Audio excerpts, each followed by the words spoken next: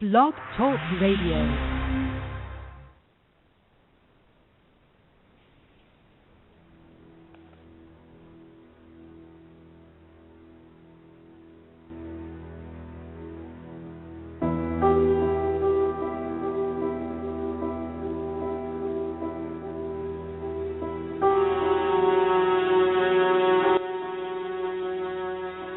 Welcome, everybody, to the third episode of Manny's Speakeasy, hosted by, of course, Manny Cartagena. We have a jam-packed show for you tonight. I have a lot of poems to come off at you with, a lot of work to describe to you, and I can't wait to share this all because I'm excited about this. These are some great works, I feel. Very dynamic, very introspective, very personal as far as things that have happened in my life. Pretty much all my poems are like that, even if they talk about something that has nothing to do with my life. Odds are there's, bits and pieces of things that have happened within me here and there if you look hard enough and look deep enough into it. I guess you could say today is about turmoil and overcoming it, because my first couple of poems are about the turmoil themselves, and then the others, 2 or 3, we'll see how much I have time to deal with getting over it, and I'll explain more about them later. This first one is called Angels Falling Asleep, and I don't really know how to describe this poem other than to read it to you. So, here we go. Angels Falling Asleep. This play has written its deadly final act.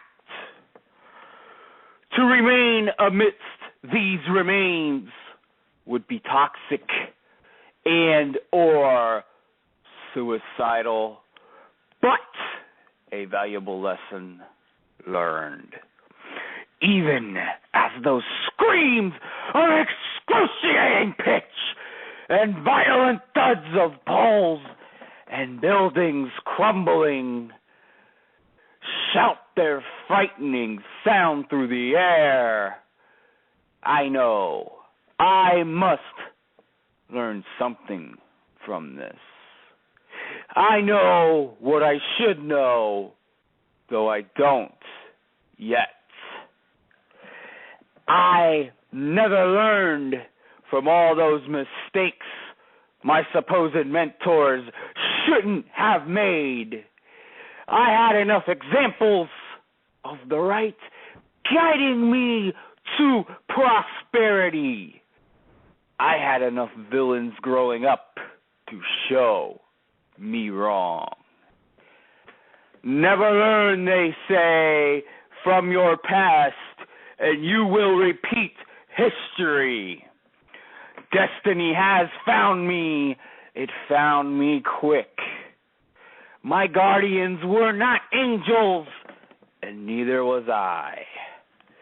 I followed everyone they followed in their youth, in my youth, in your youth. The life takers, the criminally lazy, and the absurdly irresponsible. I join in their wrong deeds and personal gluttony. I guess I misinterpreted what my forefathers were trying to teach me. Reality sinks in now. Every scar tells a story. Each bottle and needle, they all tell a story. A few diseases, a few malnourished babies, a few addictions later, and many phony friendships have been acquired. Many attempts at finding oneself survive but fail, and they blow up in our faces. They blow up when we do. while our angels are losing sleep, we can't even feel enough to feel. The whispering wind brushes our heads. We just laugh till the night forms dawn, and our angels sit to the side, shaking their head in disgust. While our angels are on our knees, we throw a penny to their empathy. Once again, we can't feel enough to know they feel. They scream into our ears. We don't hear them. The bass is too loud. The pong and funnel too constricting to our breath, our mouths. It all controls us.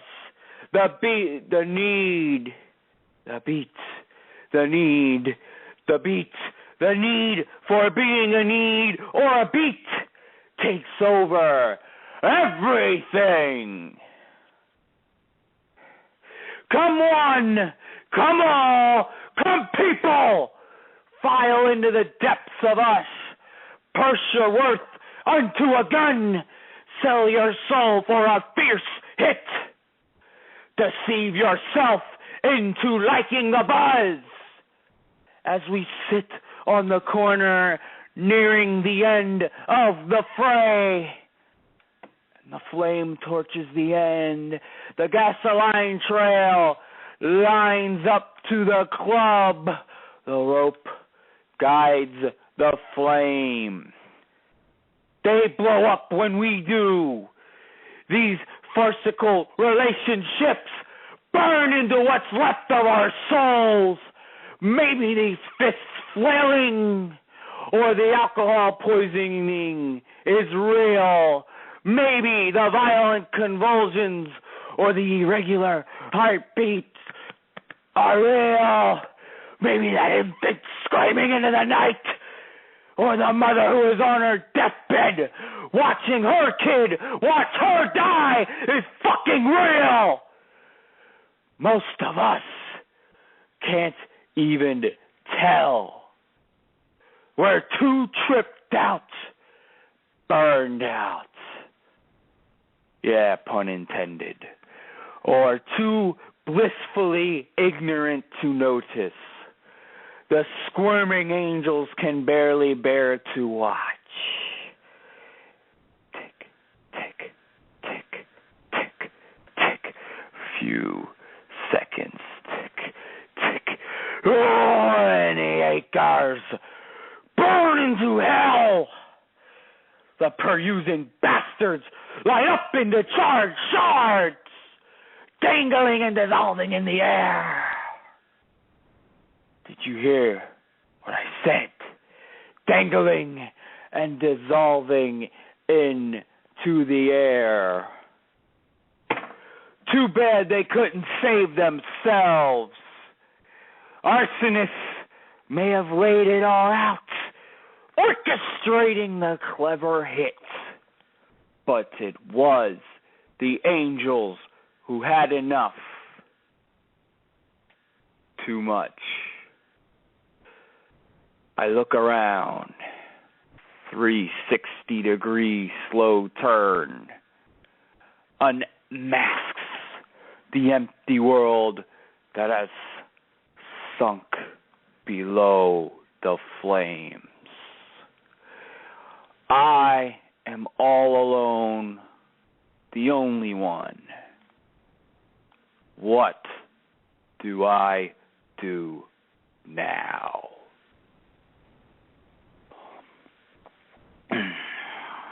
That one was called Angels Falling Asleep, as I said, and, well, I can't really describe that one for you guys. I hope you can take it for what it's worth. Plus, got a lot more to share with you today, so we're going to move on quickly here.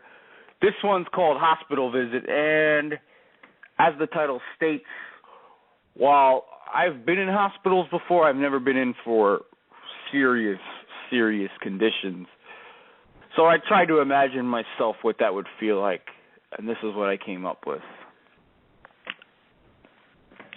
Hospital visit.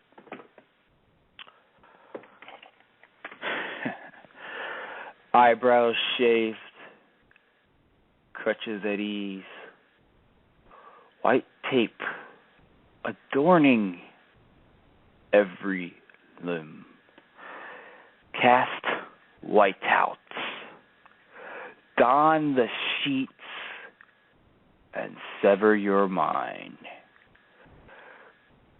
Green lines depict the forecast.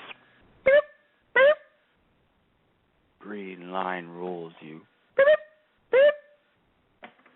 as do the IV, fluids, gowns, numbing seclusion, and you. But the fortress loves to paint a prettier picture than anyone can surmise. Visitors flock in, few and few, each day, as the conditions and the words get worse in private. But they blind themselves with the shiny instruments and the mediocre vending machine food. They don't have a word. They don't have a prayer. They don't have hope. It's all lost anyways. They just sit beside you as to say, "We're here!" or "We're here." But they're really not. You know how that goes.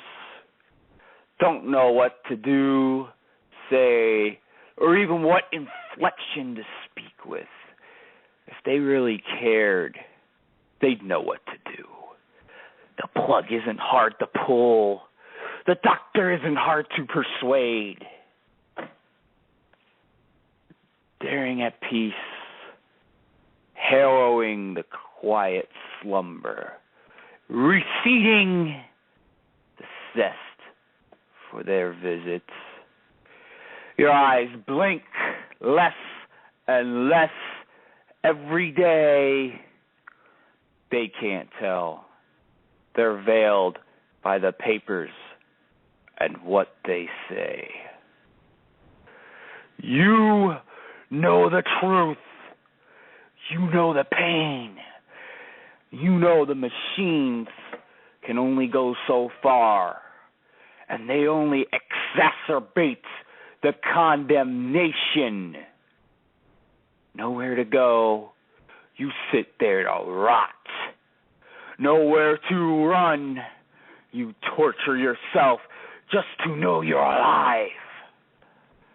The shapes, sounds, and monsters in your head sing and hum till you can't think anymore. They want you to pull the plug, but you can't. They want you to tell the nurses to get a gun, but you know they won't.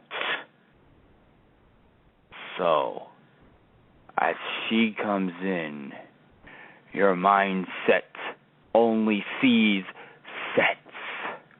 Your soul has been devoured by loss of your pride. Your mind has been emaciated by the excruciating debilitation. Your sanity has been tested by this disease.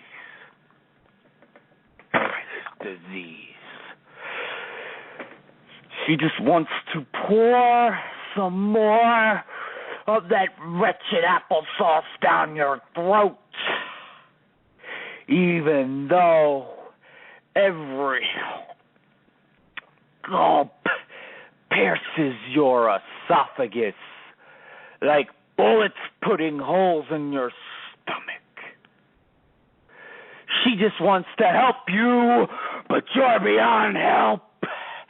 You're beyond help. Click, clack. Choke! As you're grabbing by the throat with every last inch of your life left. You feel invigorated.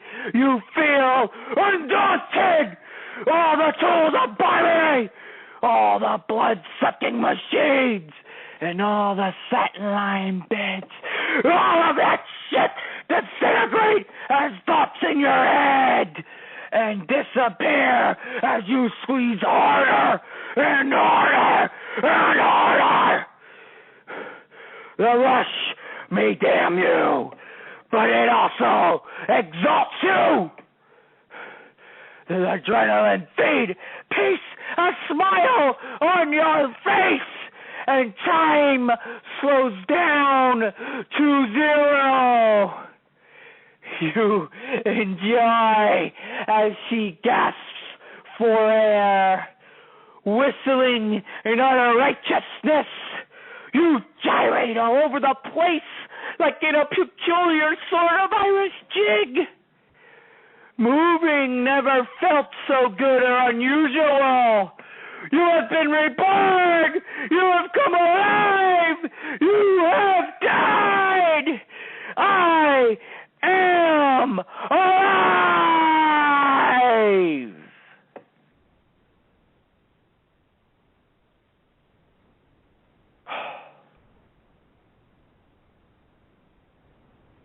Thank you.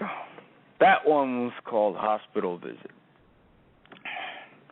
And again, I based that on what I would feel a hospital visit would feel like for people who have gone through serious problems with hospital visits. I wouldn't know myself personally. I could be wrong. I would hope people didn't feel like the ending of that to some extent. But if you can get the double message perceived there, all the more power to you.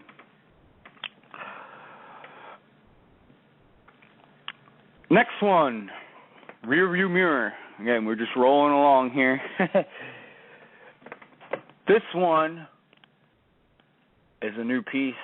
Just wrote this today, actually. And this is kind of the enlightening period, per se. Just to describe when you... I'm not sure if I could call this emotional problems, but just when you feel like shit every single day, and you finally find a way to at least try and come out of it, or at least avert it somehow. Anyway, here is Rearview Mirror. We'll have a piece accompanying it by Erik Satie. I'll explain that as well after the post.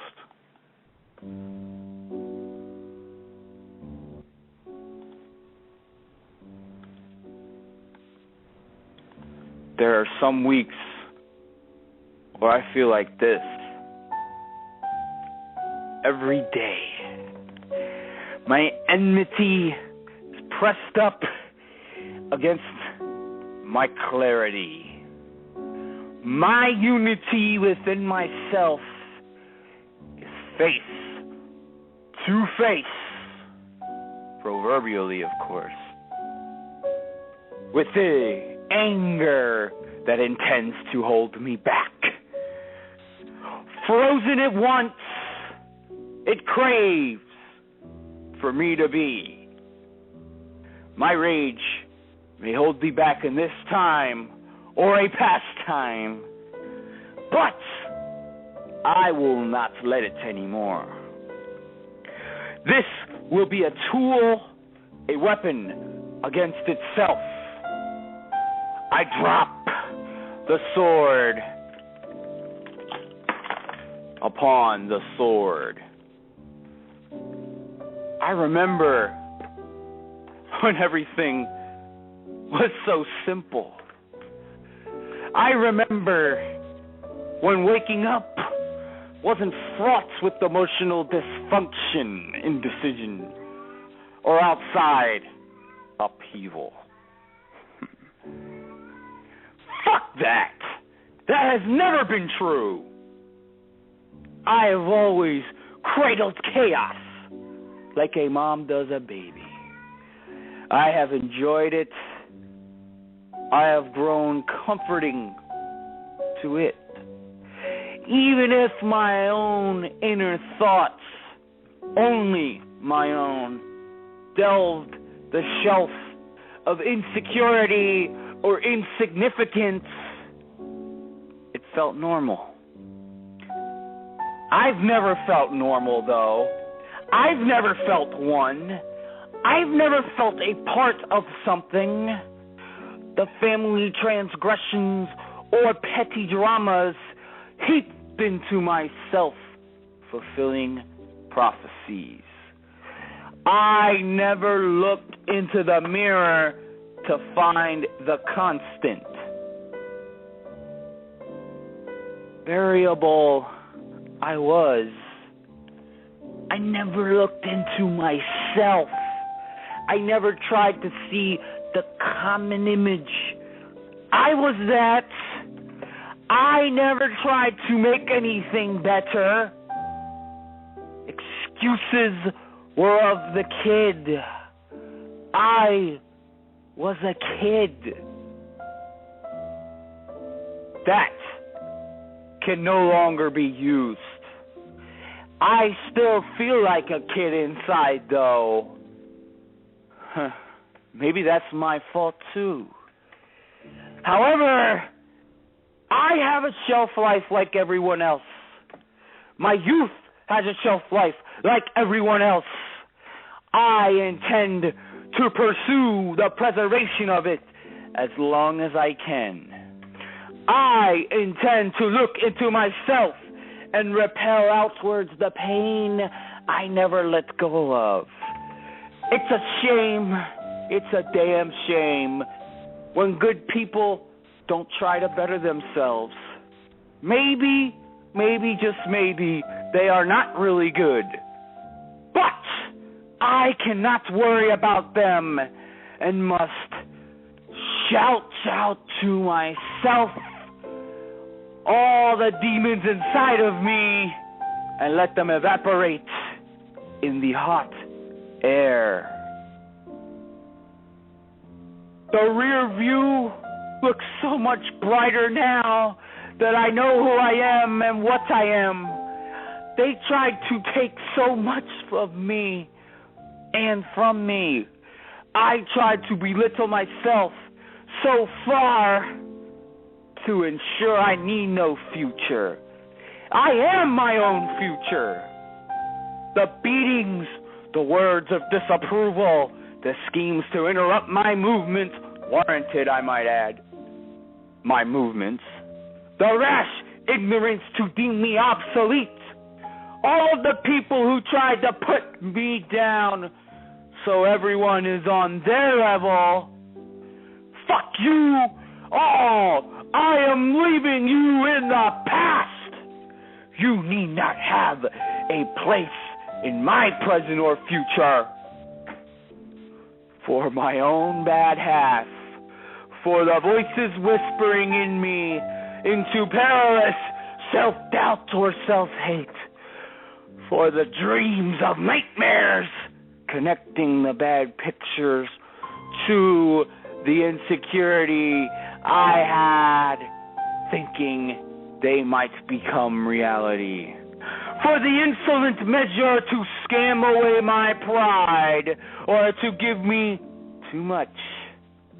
Thank you!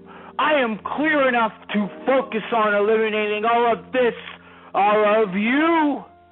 I am far enough removed from the dark days to know what they are. I can differentiate from just normal instinctual reactions to certain events in the past of me. This past used to unravel any small setback into torturous depression. Thank you, oh please, thank you for waking me the fuck up. I needed it.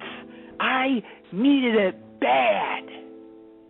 Now I know that is not me, nor does it ever need to be me again.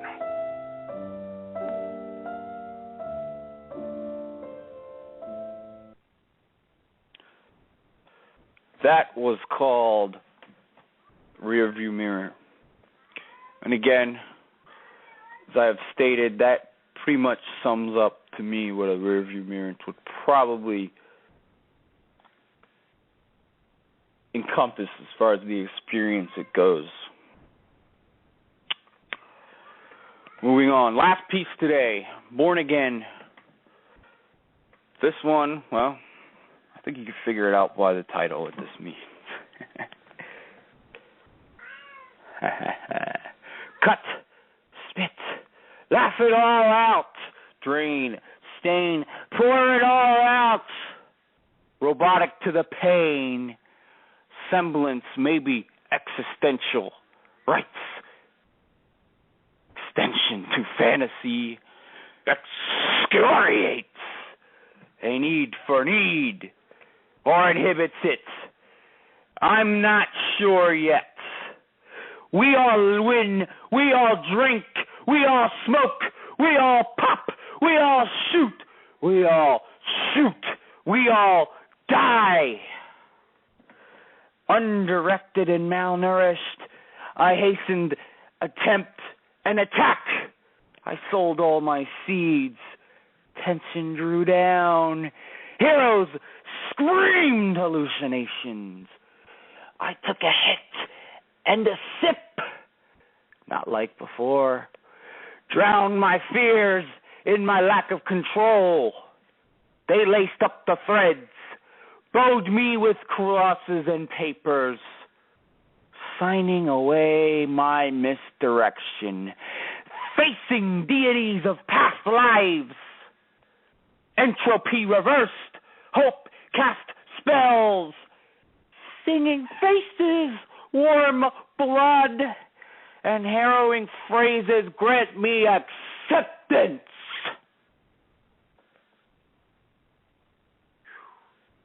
To enter the real world, I embrace the sun and the life sponsors I have acquired, being given or earned. They teach me the ways of the... I feel something peculiar as they talk, as they watch the others stroll down the sunset of all Boulevard. Look at that tranny hooker. Why is he wearing clothes like that? He must be a damned criminal.